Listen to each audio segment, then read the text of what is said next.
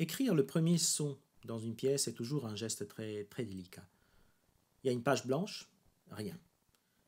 Et puis il y a une trace, quelque chose qui parle de nous. C'est l'acte créatif, le geste créatif par excellence, hein.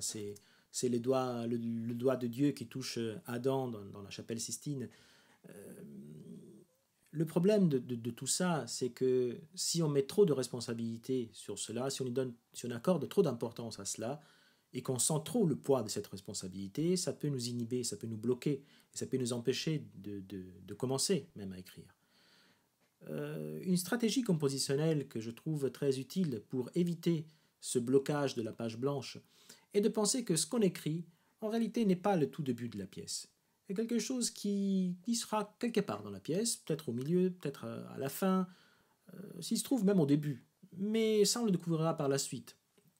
Et puis, il se trouve que dans mon expérience, ce que j'ai écrit comme première idée pour une nouvelle pièce n'était jamais le tout début. La raison, je crois, est que ce qui nous semble au départ être le début, en réalité a déjà fait un bout de chemin dans notre imagination.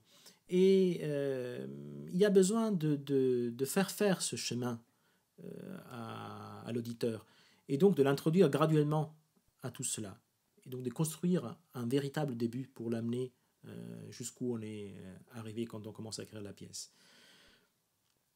Ça, c'est une suggestion, c'est une proposition, c'est une stratégie que j'utilise toujours pour éviter ce blocage de la page blanche.